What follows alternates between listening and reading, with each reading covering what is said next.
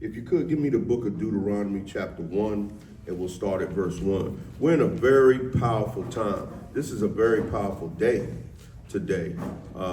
Interesting enough, Elder Zaquan chose to, have Hanukkah and, New Moon because they ran in together.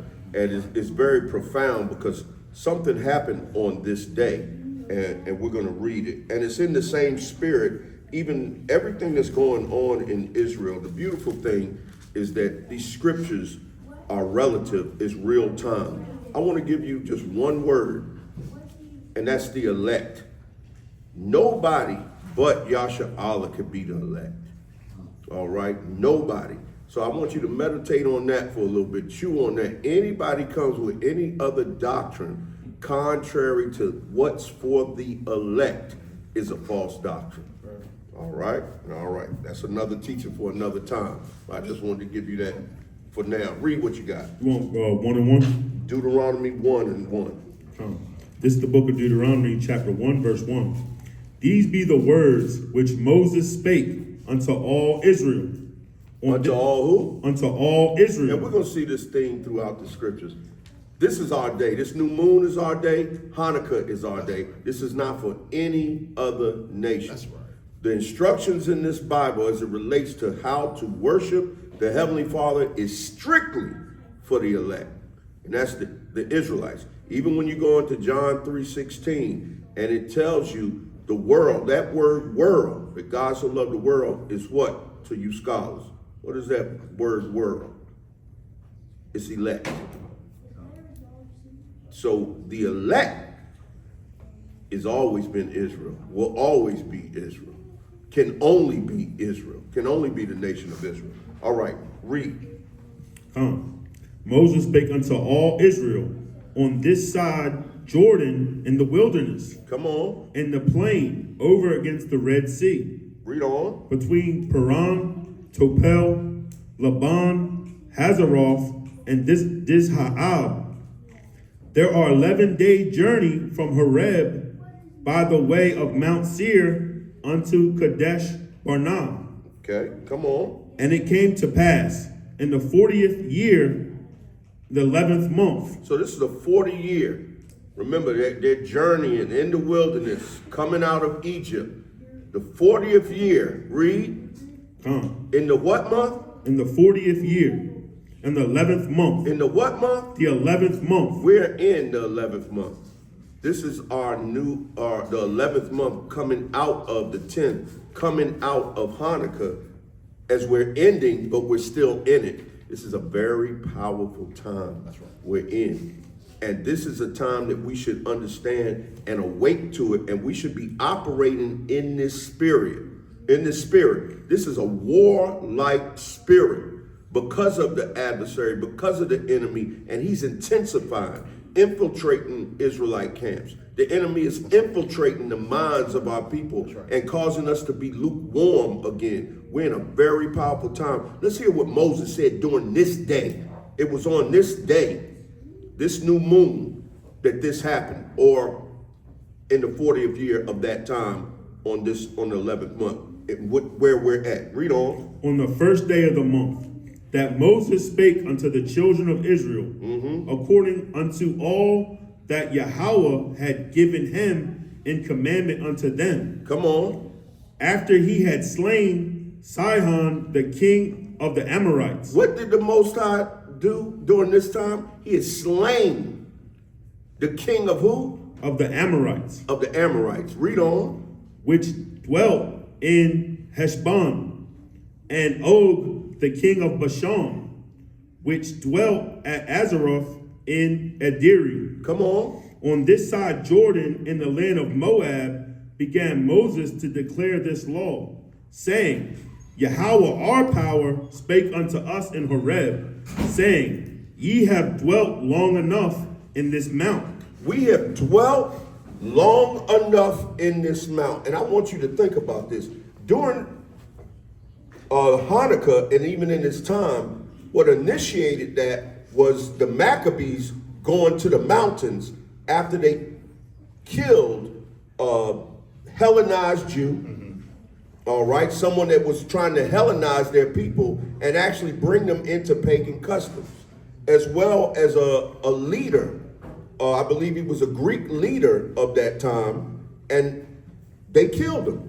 And him and his sons fled to the mount. Now read that part again. Read that verse again. Come, verse 6. Oh, keep in mind, in this month, the Most High killed the kings of the Amalekite, killed the kings. All right? Not just that king. We see the other king he destroyed. Read on. Come, verse 6. And Yahweh, our power, spake unto us in Horeb, saying, Ye have dwelt long enough in this mount. Come on. Turn you and take your journey. Turn you. Come on. Go to the mount of the Amorites. Come on. Unto all the places nigh thereunto, in the plain, in the hills, Come on. in the vale, and in the south, and by the seaside to the land of the Canaanites, Come on. unto Lebanon, unto the great river, the river Euphrates. Behold, I have set the land before you. He did what? I have set the land before you. In this time, the Most High gave us instruction and set the land before us. This is a military move. This is military strategy. We came out of the mountains. The Maccabees or the Levites fled into the mountains to hide after knowing that they would be pursued. But now he's even telling us this is the same spirit that the Most High had given the Israelites. They said, you dwelled in the mount long enough. We know killing took place, right? Slaughtering of our enemies took place. It's in that same spirit. The Most High charged us to be dedicated to have this spirit. Exodus 15:3, the Most High is a man of war. And what we're being taught in this time is to assimilate, which is the polar opposite of the spirit of our power.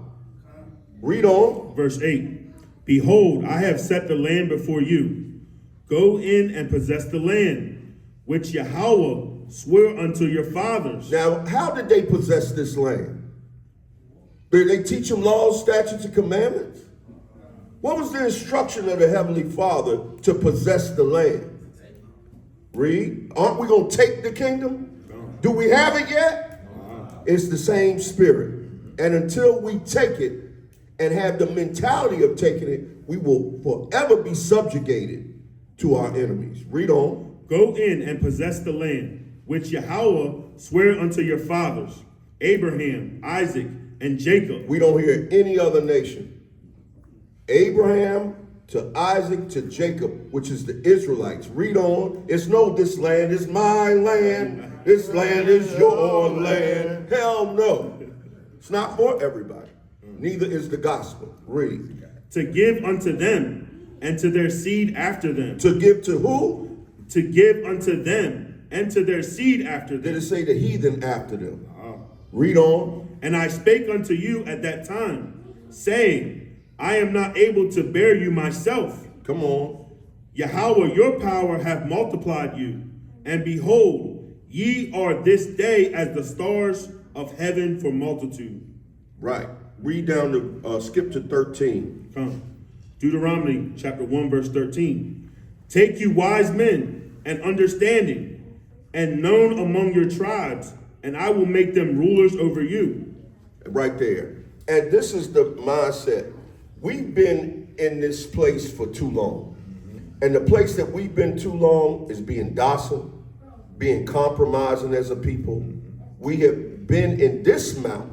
I want to present to you the mount of the mentality that we've had as a people. And now it's the scales are being moved from our eyes. And this is what Hanukkah is all about. There's a reason that they spent so much time deceiving us. And I want to show you something as it relates to just some historical things. During this time and in this month, you were given as gifts as it relates to their Hellenizing and the Hellenization of our people, which the Maccabees and Judas revolted in. We find ourselves in that time right now, remembering that. That's why we're celebrating Hanukkah, to remember that. So enslaved people were tragically given as Christmas, and I'm using this for teaching purposes, saying the name gifts to family, friends, or business partners by slave owners. With former slave Lewis Hughes recounting being presented as a Christmas gift to his master's wife, highlighting that for the enslaved, holidays, which we call them holidays, often meant a cruel reminder of their bondage. Old Negro spirituals like "She'll be coming around the mountain where she comes," that's talking of the Messiah's return. They would see the clouds because they associate the clouds with the chariots. That's talking about the chariots. These are the songs that we sung in hopes of being delivered. These are not the same songs of those that held us captive. And we have to remember that. That's what this is all about. This is a memorial being dedicated against assimilating with our enemies. And we have forgotten that because we have been romanticizing this existence through the influences of seduction. And remember, me and Elder and every Israelite teaches that's in the right spirit that this is not your rest. That's right. We're too comfortable here. Right. We're too comfortable. And when you're comfortable, you're accepting. Right? So I want to just cause us to remember some things so that we can have the appropriate intensity about what time we're in, so that you can have the proper indignation and not be lax in these last days, because it's going to cost you your life. It's going to cost you your life to side, to compromise with your enemy. All right? So this former slave named by Lewis Hughes, he talks about being presented as a Christmas gift to his master's wife, highlighting that for the enslaved, these holidays, the audacity for us to romanticize and still celebrate these days, the audacity for us to go over friends and family house and partake of these festivals, we should be ashamed of ourselves. To compromise is disgusting. You're a traitor. You should be beheaded by Hashem Mashiach YAHAWAH'S for the things that they have done to our people, but we have forgotten. We're not warriors anymore. We wounded soldiers, given up, tied up, bent down, compromising with the sword to death before dishonor should be our mantra. A lot of us aren't about that life. We come into this truth, but you're not really ready to give your life. To give your life for your friend is to take a life. We did it, and we can't be scared to talk about it. Right. This is the time. That's what Hanukkah is all about. It's not a festival of, oh, look at the pretty little lights. How it's shining. No, it's about war. It's about death. It's about destruction. It's about deliverance. It's about salvation. And we need to have this intensity when it comes to sin, that we despise it, to where we will utterly destroy it whenever it rears its head. And any enemy of YAHAWAH'S. That's the time we live in. It's wartime, brothers. It's wartime. It's wartime. That's the time we in.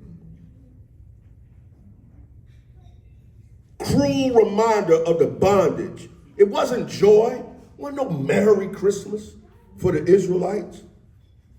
Despite some temporary respite and meager gifts of food or clothing. And we're doing the same thing now, being pacified with a party. Being pacified with a good time in America. Being pacified with a Martin Luther King's Day. Being pacified with church. Examples of enslaved people as gifts. In his autobiography, 30 Years a Slave, Hughes described being presented as a Christmas present to his new owner's wife on Christmas Eve. We've forgotten that. We like, la la la la. How dare we, man? The educator recalled his father being given as a Christmas present during an estate settlement. LaSalle Corbell Pickett, the widow of General George Pickett, claimed she received a 6-week-old black baby boy as a Christmas gift, complete with a deed. You say a deed? A deed. That's like chattel ownership. That's chattel slavery, like animals. And we've forgotten that. And we want to compromise. The Maccabees during this time did not compromise. Right. They cleansed the altar that had been defiled with swine's blood. They would take out anybody and took out anyone of their own people that would compromise, because they understood the power and influence of Hellenization. All right? The reality of the holiday and the gifts control of paternalism. Slave owners use these gifts and temporary freedoms like extra food. Don't that sound like the food bank? Extra food, rest. Don't that sound like a holiday? You get days off.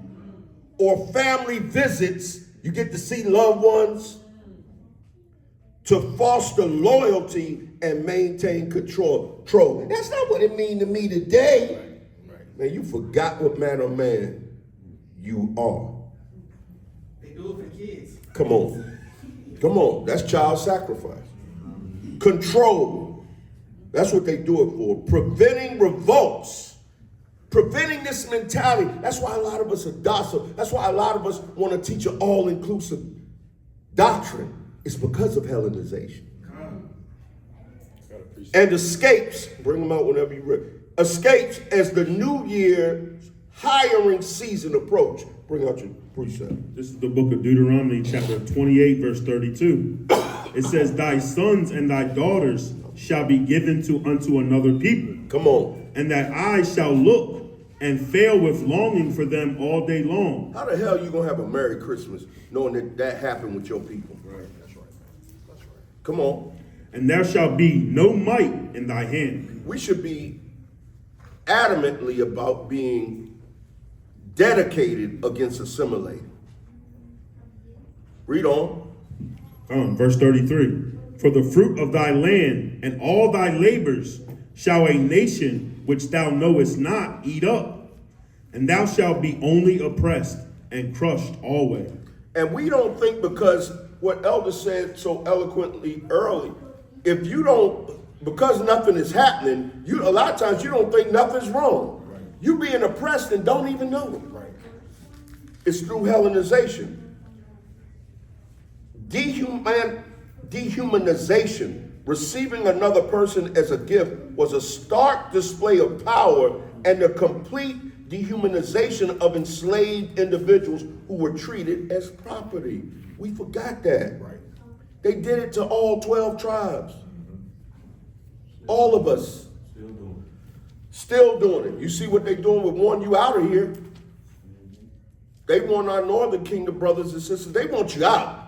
You ain't got your papers. A damn dog got more rights. They'll take him to the vet. They'll take him to a shelter. They want you out. Contrast with owner holidays. How is that not a devil? How can you trust one of them? You can't trust any of them, as the Bible says. It says never trust your enemy, because they are the fruit of their parents. They're the fruit of their ancestors. And that's why it's still going on today. So, go ahead, Captain Ron, did you have it? No, Salaki, I was going to say, actually, part about a heavy precept, because, in this season, it's hard to escape the delicacies of Babylon. Right. You just turn the TV on, you turn the radio on, send your kids to school, come home with the spirit of these holidays. And so when it says no might in thy hand, I thought about that. Like, you really can't do nothing about it, because commercials, damn TV shows, all that has the same thing every year. And as they grow up, they become influenced.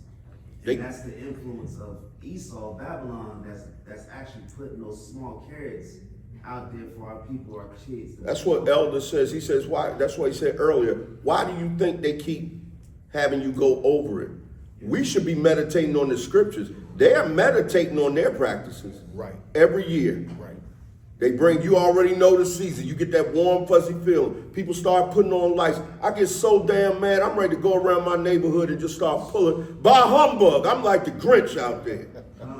I want to just start pulling lights down. Yeah. Well, get this off. Especially our people. What the hell you doing? Salakia, if I may. But this is heavy because this is Psalms 1:1 says, "Blessed is the man that walketh not in the counsel of the ungodly, Right. nor standeth in the way of sinners, nor sitteth at the seat of the scornful." That's that assimilation. That's right. You sitting at the seat of the evil. That's right. But his delight is in the law of the Most High, and in his law doth he meditate day and night.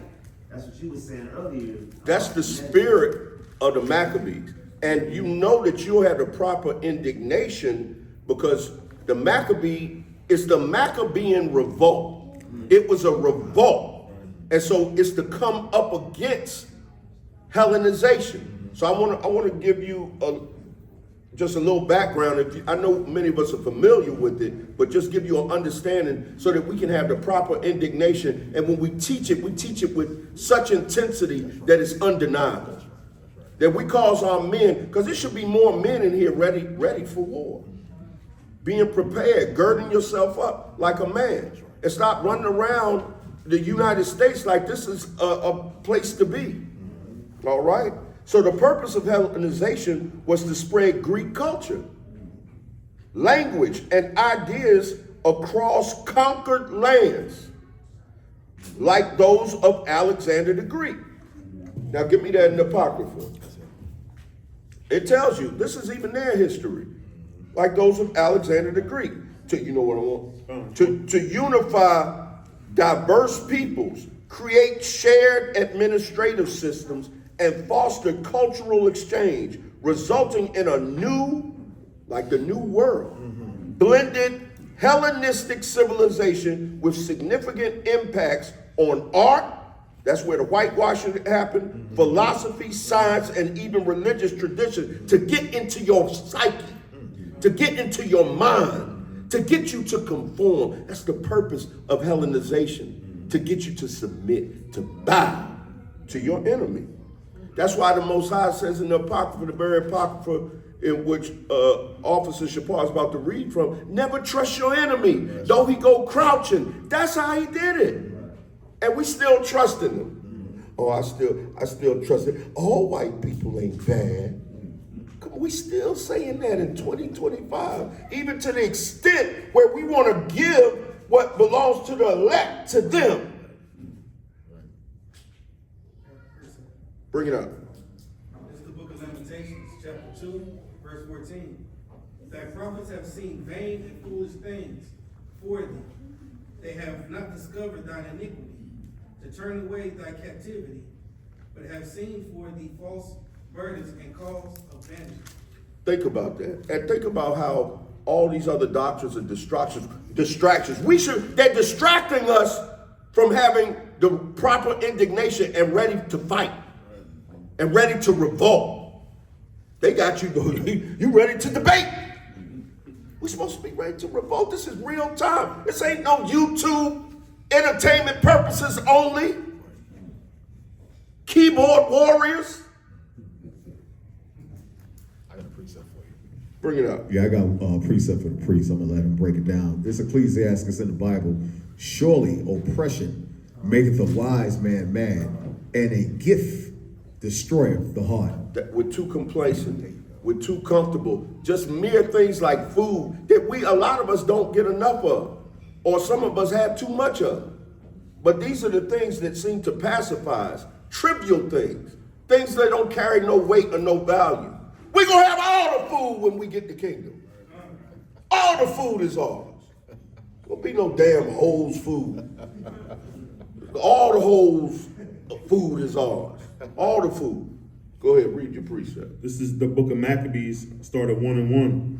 It says, and it happened after that Alexander, son of Philip, the Macedonian, who came out of the land of Shittim, had smitten Darius, king of the Persians and the Medes, that he reigned in his stead the first over Greece. This is all the reason for the Maccabean revolt and why we celebrate Hanukkah. Read on.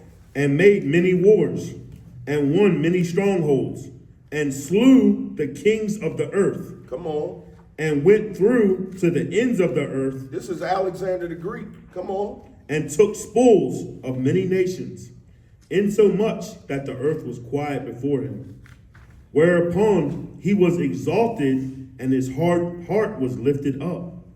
And he gathered a mighty stronghold, and ruled over countries, and nations, and kings, who became tributaries unto him. Tributaries. Come on. And after these things he fell sick, and perceived that he should die. Wherefore he called his servants, such as were honorable, and had been brought up with him from his youth, and parted his kingdom among them, while he was yet alive. So Alexander reigned 12 years and then died, and his servants bare rule every one in his place. So this has been perpetuated. We think that it's over with. Read. And after his death, they all put crowns upon themselves.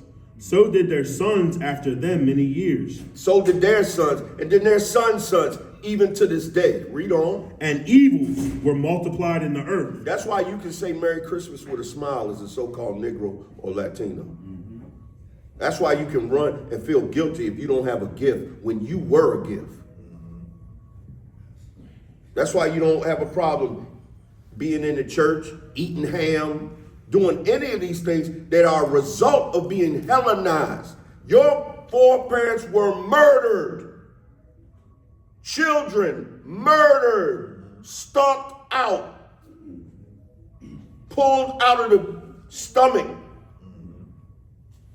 slammed on the ground, stomped out. Happened to our people. Taking a child away from their mother, from their father, to never see them again. We read the precept. Longing for them. These things we forgot. They didn't just hang grown men, they hung children. That's right. Babies hung on trees. That's right. Can you imagine your child, your grandchild, being hung on a tree? And we forgot. With their own building cord. Come on. Disgusting. Brothers still getting lynched in 2025. We forgetting. Y'all not ready for war yet? Y'all ain't had enough yet? Read.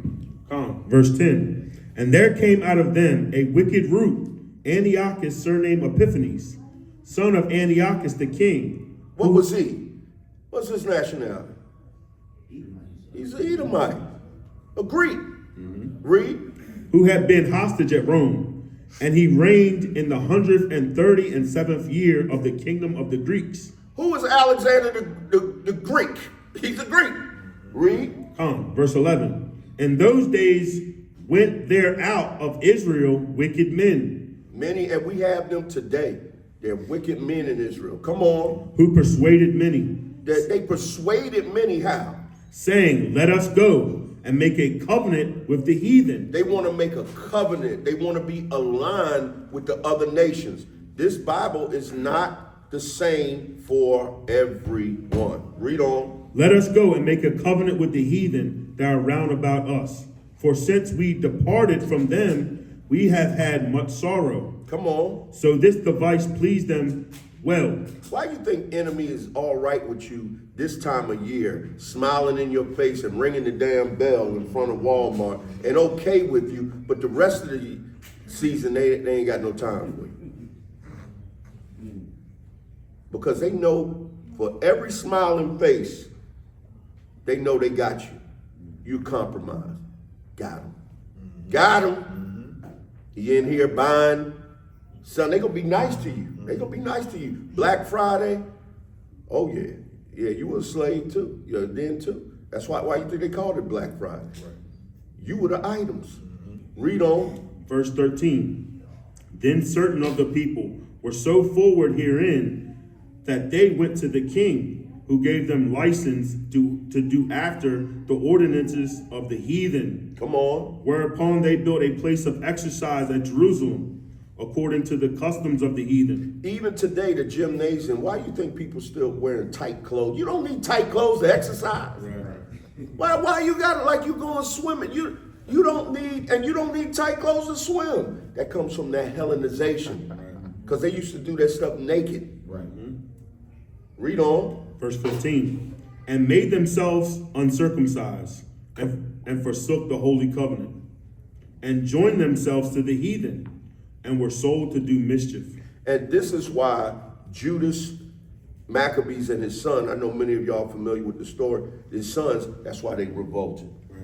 All right? Is there more on that? I'm at verse 16, that was it. Okay, con. So the purpose, and that's why this season is very important, that we have the same spirit. Going back, Moses, during this time, decreed, hey, you've been on that mount long enough, it's time to pursue and take the land that your father has given you, right? And it was through bloodshed that we would obtain it. The Maccabees, they revolt because of the Hellenization. We are living as a result of Hellenization, and are not a lot of us, or enough of us revolting. Right. All right. So we do see some revolts with like Nat Turner, Denmark Vesey. That's right. But this time it has to be in complete compliance with the laws, statutes, and commandments. That's the only way that we're going to prevail. That's right. All right, so a little more purposes of Hellenization, and it's going to sound exactly like today. Administrative efficiency. Greek became the language France for Franca, Salakia, the language for governance, trade, and intellectual discourse, facilitating rule. Once you had control the language and everybody's speaking their own language, they have to teach you this so that you can learn and obey. That's why we're all speaking English, right? Or bastardized version of it.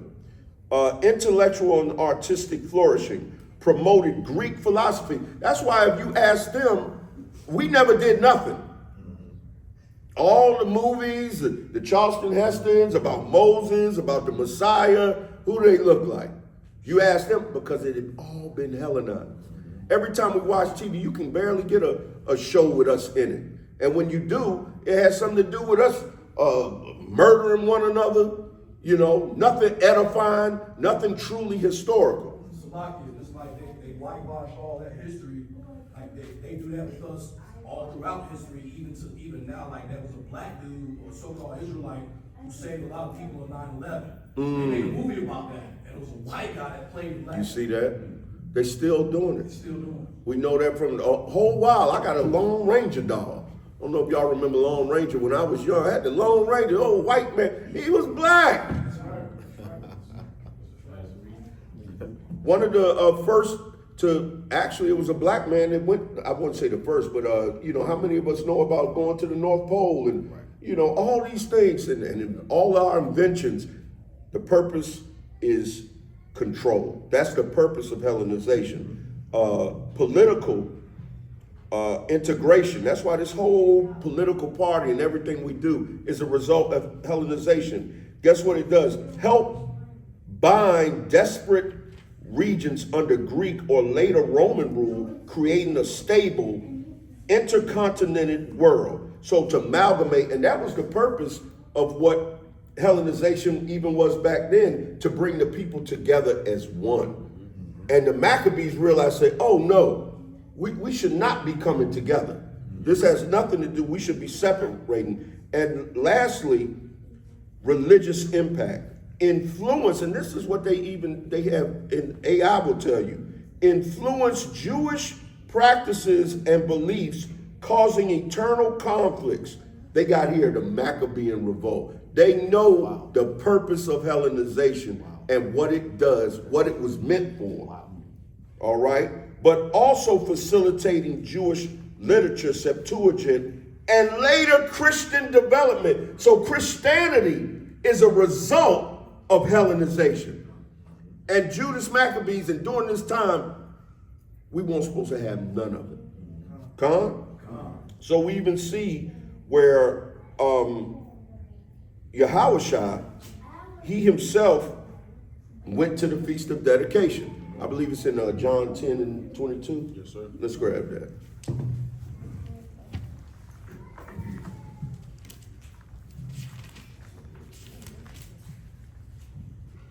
This is the book of John, chapter 10, verse 22.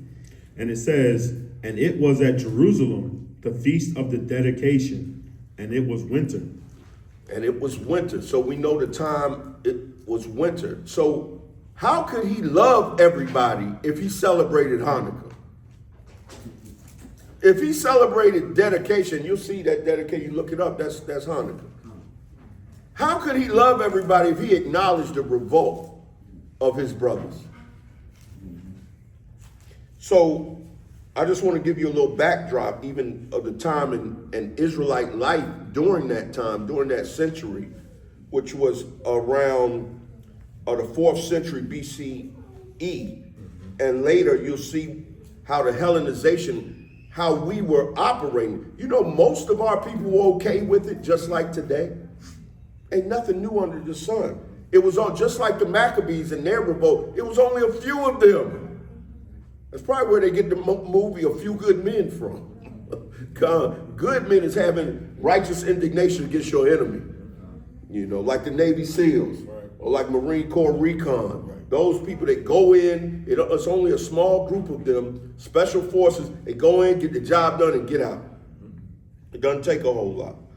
For many Jews, it seemed not to be a problem at all. There was a high degree of comfort or acculturation with many aspects of Greek life and thought, just as we see in major, they got Jewish, but we know Israelite communities in Egypt as this same time as well, and had been there for 200 years. So we see that compromise, it's nothing new. It's just we're more embedded into their culture as a result of Hellenization. And guess what? Their foreparents thought about it. They weren't even just thinking about themselves. They did that so that their children could have rulership and reign. That's right.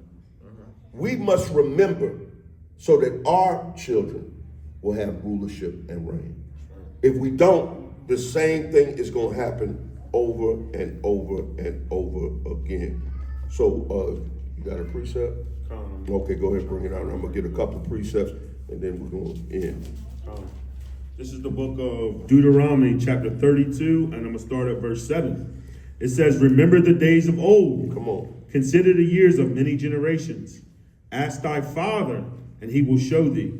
Thy elders, and they will tell thee. That's right.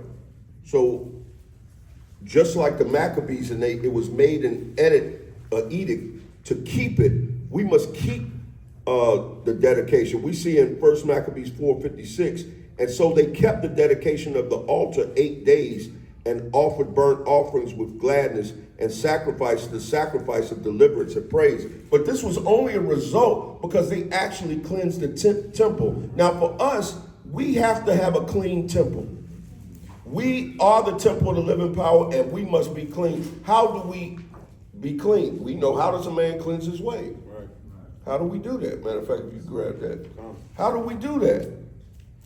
By taking thereto the law, man.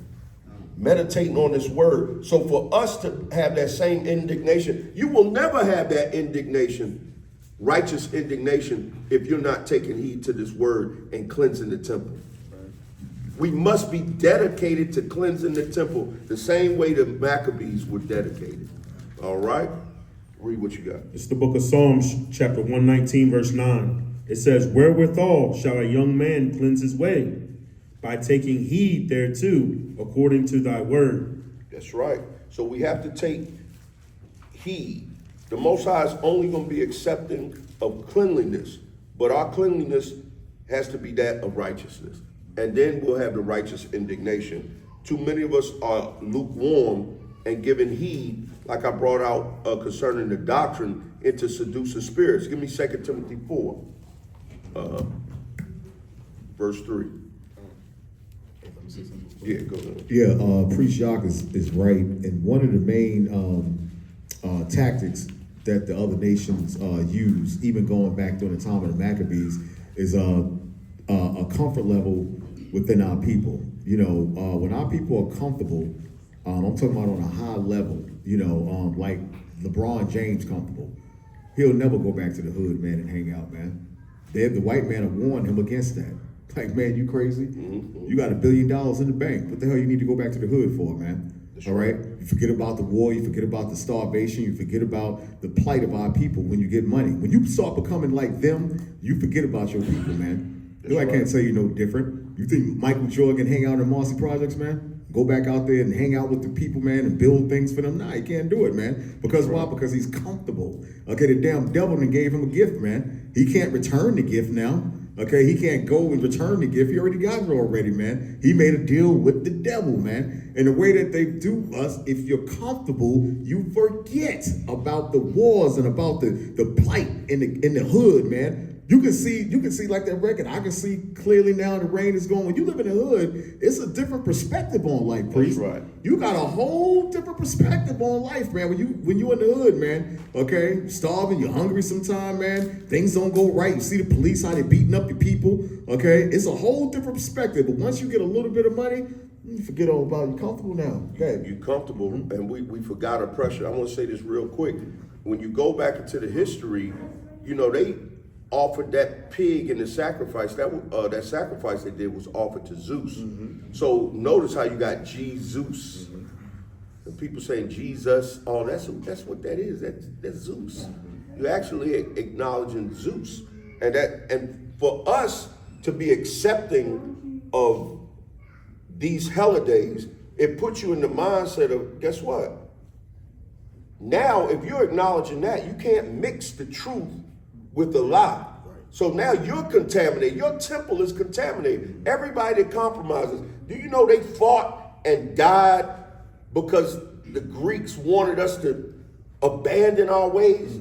Like, stop, you couldn't keep the Sabbath. So how dare, we couldn't keep new moons. They didn't want us to do it. How dare we willingly not do it now when we got an opportunity to? That's revolution. That's revolting. You keeping the law, statutes, and commandments is actually the revolution. And we don't get it. It's not just the fight. It's the keeping of the commandments that's the revolution. That's where you're going to get the power. The Most High said when they decide to serve me, I'm going to deliver them. That's, hey, if you get it, you get it. Read. This is the book of 2 Timothy, chapter 4, verse 3. For the time will come when they will not endure sound doctrine. Right. Read on. But after their own lusts shall they heap to themselves. You don't have the proper indignation. And so because you compromise somewhere, anything that's compromised is subject to being infiltrated. Right? A city without walls. You're not looking, you're not alert, you're not being watchmen. We've been compromised.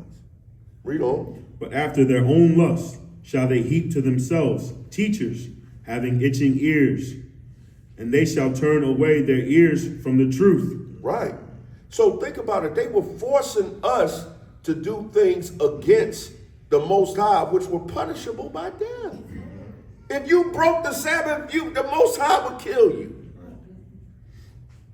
And we sided, and now you got a chance to be on the Most High's side, and you don't do it. And every time we rebel, I'm gonna get ready to close, but every time you don't keep a commandment, do you know you're defiling the temple? That's right. You become the treasonous, Hellenizing Jew that Judas had to kill. Hopefully you won't be that in the last days. Right. Because I know some of us gonna love to do it. If I'm against the Most High, I gotta accept it. I'm gonna have to, my head got off with my head. Right. See it roll, oh man, he had a nice turban as it's rolling down the hill. Because if the Most High allowed me just to be the one, let me be the Grim Reaper. Right. Let me be the Grim Reaper for all those that reject the Most High, for all those that rebel against him. Because you're going to destroy our people. The Maccabees understood that. Whose side are we going to be on? We should be on Yahawah, Ba'ashem Mashiach, Yahawashi. And the time of compromise is over. That's right. There's been a time where, and I'm not saying grace is over. Yes, we pray, but some brothers we just gotta leave alone. Right. Some brothers we just gotta cut off, or we gonna cut them. They just gotta be cut off. Cut off. Ain't nothing wrong with separation if it means preserving your nation. What you wouldn't do for, what man in here wouldn't sever his own arm for his child? Yeah, I was telling you, to the thing, you cut it off. Right. For your wife, for your grand.